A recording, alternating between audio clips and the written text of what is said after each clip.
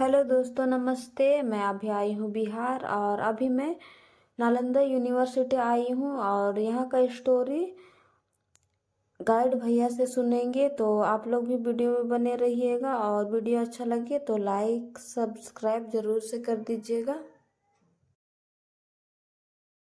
महावीर और बुद्ध की जब बातें आती है तो हम लोग 6th सेंचुरी बीसी में चले जाते हैं, 2500 साल पहले। लेकिन यूनिवर्सिटी कितना पुराना है? 1600 साल पुराना। ठीक है सर, ये बिल्डिंग 1600 साल है। तो उस समय भगवान महावीर और बुद्ध के टाइम में इस स्थान का नाम पावारिका था, जिससे पावापुरी हुआ, जल मंदिर भगवान महावीर का निर्वाण स्थल। तो उस समय भगवान महावीर और बुद्ध यहाँ घूमा करते थे, विश्राम करते थे, चतुर्मास करते थे, वर्षावास करते थे, उपदेश दिया करते थे। और जैन धर्म में चतुर्मास होता है सर, बौद्ध धर्म में नहीं होता है। तो उस समय यहीं पे वो 3 चतुर्मास किए थे भगवान महावीर। और उस समय यहाँ 2 जैन मुनि का भी जिक्र होता है, एक का नाम अकलंक और एक का नाम निकलंक। ये दोनों नालंदा से थे, जो कि एक को कत्ल भी किया गया था सर। क्लियर?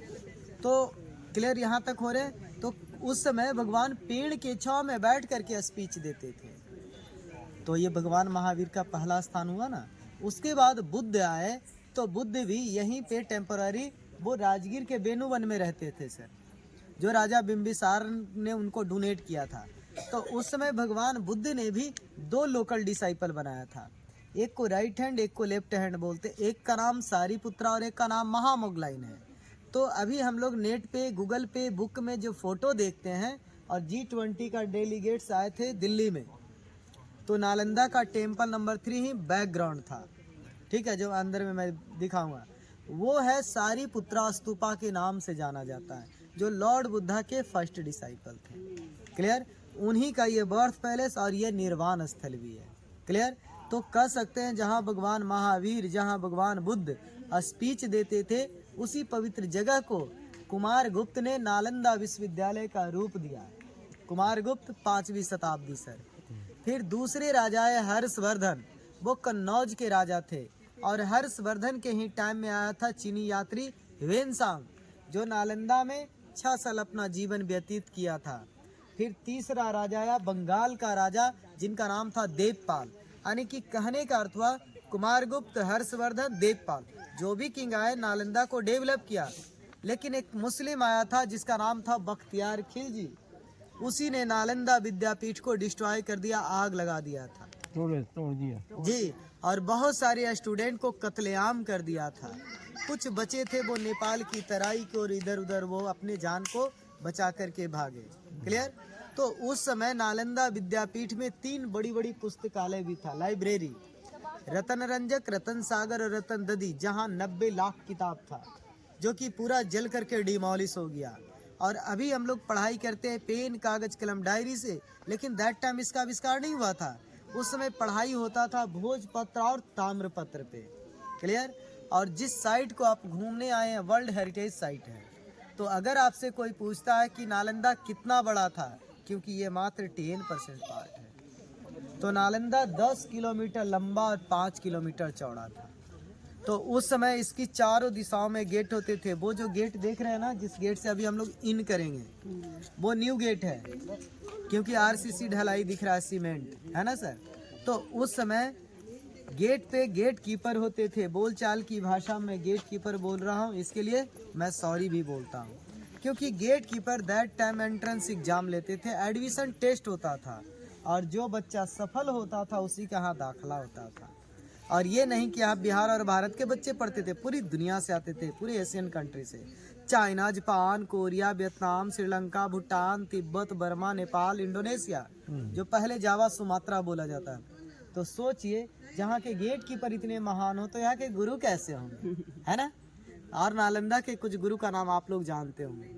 नालंदा के गुरु थे राहुल भद्र, शील भद्र, नागा अर्जुन, बसु मित्र, बसु संगा, तिस दीपंकर, ह्वेनसांग, फाहियान, नरोपा, तिरलोपा, बैरोचना, शांति देवा, शांति रस्ता गुरु, पद्मशंभवा, धर्म कीर्ति, चंद्र कीर्ति, ये सब यहाँ के मुख्य गुरु थे। और उसमें 10,000 विद्यार्थी, और उनको पढ़ाने के लिए 2,000 गुरु, 2,000 टीचर थे जी। 5 बच्चा पे 1 गुरु। क्लियर?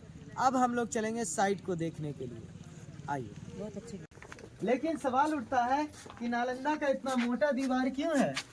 देख रहे हैं कि 10 फीट है, ये 8 फीट है, और हमारी आवाज इकोरी है। जमाने में ईंटें हुआ करती थी। जी सर, जी सर, थोड़ा सा। हेलो 1 2 3, हमारी आवाज लग रहा है कि कोई डब कर रहा है।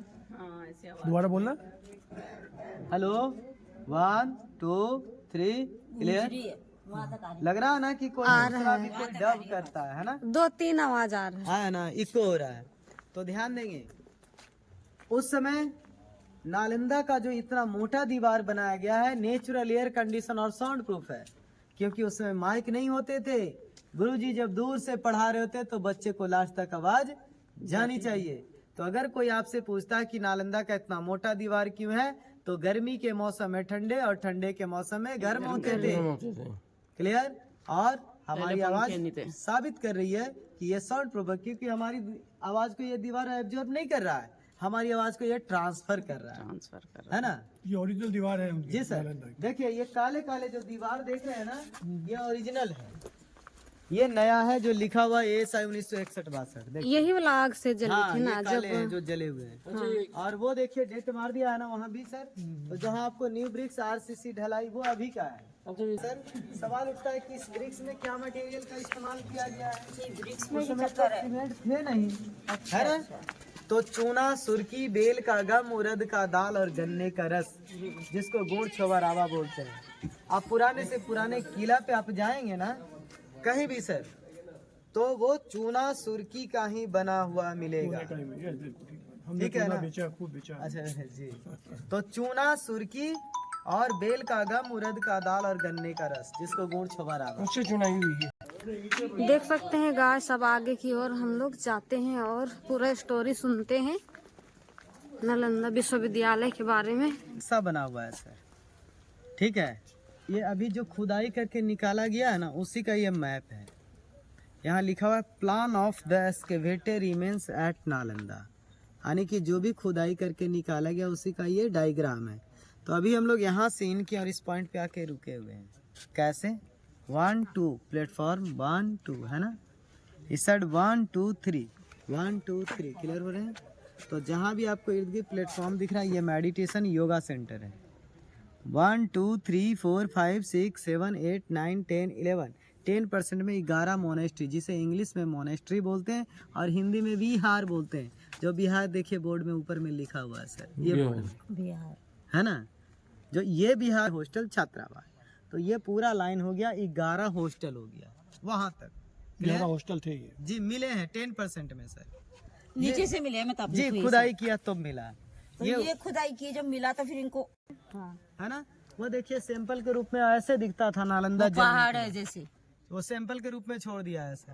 नहीं, खुदाई कैसे? स्तूपावड़ और चैत्याजवड़ ये जैन धर्म का है। चैत्याज जैन धर्म में टेम्पल को बोलते हैं, शायद आपको पता भी होगा, स्तूपा है ना। ये बौद्ध धर्म और ये जैन धर्म हो गया सर। क्लियर? तो एक लाइन रहने पढ़ने की जगह, एक लाइन मंदिर पूजा पाठ करने की जगह। क्लियर? पढ़ाते कहाँ थे ये? अभी मैं ये आंगन में सर, अभी मैं ले चलूंगा। तो आइए कोई एक हॉस्टल में दिखाता हूँ सर, तभी आप क्लियर होंगे। ठीक है? तो कमरे में विद्यार्थी लोग रहते थे और पढ़ाई करते थे, और यहाँ पे आकर के वो प्रे करते थे अपने अपने गॉड को। क्लियर हो गए? तो आइए एक हॉस्टल में दिखाता हूँ, तब आप क्लियर होंगे। यार पूरा ऐसे कैसे बना हुआ था पानी? खुदाई से पहले इसी तरह से माउंट दिखता था। अच्छा, और ये आफ्टर एक्सकेवेशन। अच्छा ऐसे ये अंग्रेज का खुदाई किया हुआ 1915 से 37 तक है। 22 साल अंग्रेज और 8 साल भारत सरकार ने करवाया। आइए, ये दोनों साइड में गॉड की स्टैचू और प्रे करते थे, उसके बाद हॉस्टल में क्योंकि जस्ट लाइक गुरुकुल सिस्टम। मतलब हॉस्टल ये था? हाँ, जहाँ ले जा रहे हैं सर। अभी नक्शा 11 दिखाया ना सर, ये हॉस्टल नंबर 1 है।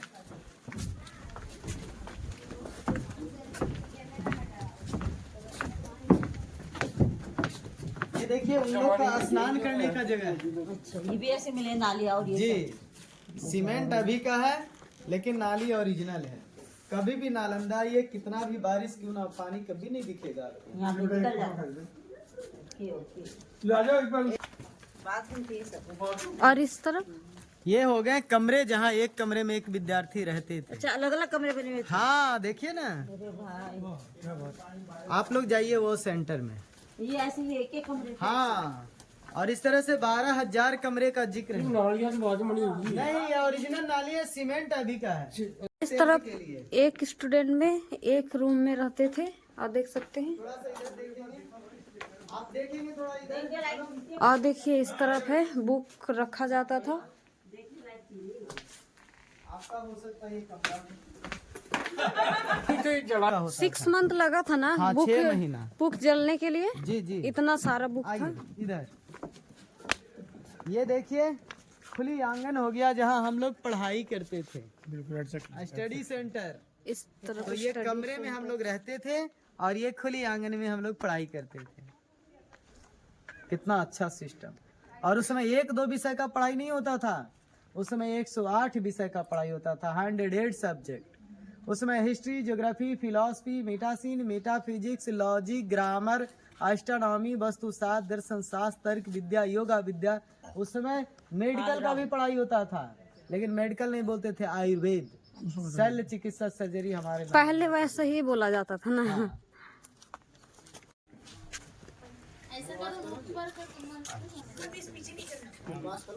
ये देखिए, ये स्टोन देखने में आपको साधारण लग रहा है ना, लेकिन देखिए जब हम इस पे लाइट देते हैं तो ये चमकेगा। हाँ, अच्छा वो कुछ है ना, हाँ चमक रहा भाई। चमक रहा है ना, क्या है ये? बता रहे हैं बनना। क्लियर हो गए, है ना, शाइनिंग आ रही है, तो ध्यान देंगे। एक वो है और एक ये है। इसे इंग्लिश में बोलते हैं माइका, हिंदी में बोलते हैं अब्रक। ठीक है। और उस समय लाइट यानी कि बिजली का आविष्कार नहीं हुआ था, लेकिन हमारे नालंदा में लाइट का सोर्स था, जो कि ईस्ट और वेस्ट में 2 स्टोन है। ये माइका स्टोन है, माइका को हिंदी में अब्रक बोलते हैं। और यह एक सिस्टम से सेट था, इस पे सूरज की लाइट पड़ती थी, चंद्र की लाइट पड़ती थी, और ये मंदिर को और ये आंगन को प्रकाशित हो जाता है। अभी इसका नकल किस चीज में कर रहे हैं? सोलर प्लेट में, आयरन में, कॉस्मेटिक में, और हवाई जहाज का मिरर में। तो ये गर्व की बात है कि उस जमाने में भी हमारे नालंदा के लोगों को मालूम था प्रकाश का प्रवर्तन ही है। जाएगा ना, आप बोल रहे थे सर कि हो सकता है सीमेंट है तो नया है ना। ये देखिए ओरिजिनल नाली, ड्रेनेज, ये पानी निकल वो कोने में उधर से। से। हाँ हाँ। ओरिजिनल। हाँ, ये जो देख रहे हैं ये असेंबली हॉल, कॉन्फ्रेंस हॉल, इसे प्रे स्थल बोलते हैं। ओके जी जी। और इन्हीं को नमन करने के लिए यहाँ पे लोग इकट्ठा होते थे, जो ये जगह मैं बताया। जी। और ये टेम्पल है, जो मेन टेम्पल है, ये बौद्ध धर्म का टेम्पल है। और यहाँ पे अब जगह नहीं लोगों की वजह से, तो अभी यहाँ पे आकर के वो लोग मेडिटेशन करते हैं और प्रे करते हैं। इस तरफ जी अभी भी आते हैं यहाँ। हाँ सर, विदेशी लोग देखिए अभी आएंगे, इनको प्रे करेंगे, नमन करेंगे। बहुत सारे विदेशी आते हैं। चलिए चले। प्रेयर किया जा रहा है।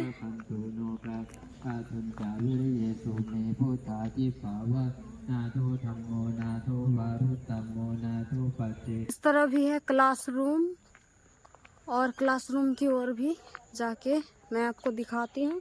और देखिए यहाँ बीच देख सकते हैं, यहाँ पे 32 रूम है, और यहाँ पे एक किनार से रूम दिया गया है, और यहाँ पे क्लास होती थी।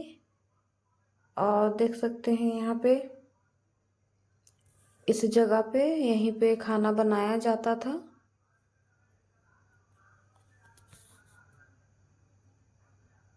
और देखिए यहाँ कुआं है, हर एक हॉस्टल में एक कुआं रहती थी, ताकि किसी को दिक्कत ना हो पानी का। और देखिए इस तरफ क्लास होती थी, और देखिए इतना बड़ा सा जगह में रहते थे। देख सकते हैं इस तरह में स्टूडेंट लोग ध्यान किया करते थे।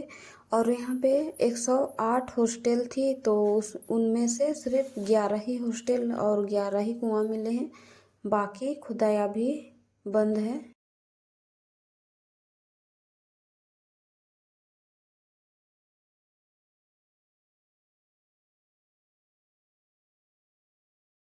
और देख सकते हैं दोस्तों, इस तरफ है समाधि। और जब बाहर से स्टूडेंट लोग आते थे और उनकी डेथ हो जाती थी तो लेने में दिक्कत होती थी, तो यहीं जला के यहाँ पे समाधि बनाया गया है। संख्या 12। और देखिए इस तरफ है मंदिर,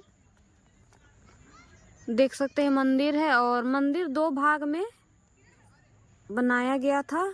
और इस मंदिर का जो मेन दरवाजा है वो पूर्व की ओर थी। और इस मंदिर का बनावट काफी खूबसूरत थी और अभी भी देख सकते हैं, अभी भी खूबसूरत ही लग रही है। और ये वाला मंदिर 6वीं शताब्दी में बनाया गया था। देखिए काफी सुंदर लग रहा है मंदिर। और देखिए गैस बहुत ही बड़ा एरिया में ये देखने को मिल रहे हैं।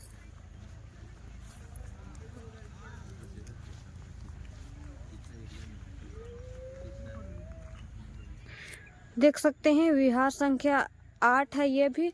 और देख सकते हैं दोस्तों, यहाँ भी क्लास नंबर 8 है। और यहाँ पे 1 से लेके 11 तक एक ही जैसा डिजाइन किया गया है। और देखिए यहाँ भी है कुआं और क्लासरूम। ये है पूरा हॉस्टल और इस तरफ में क्लास होती थी। और यहाँ पिलर थी ये वाला जगह में। और सब ऐसे ही सेम हुआ करती थी, रूम और हॉस्टल। और देखिए यहाँ भी कुआं और सब एक ही जैसा डिजाइन किया गया था।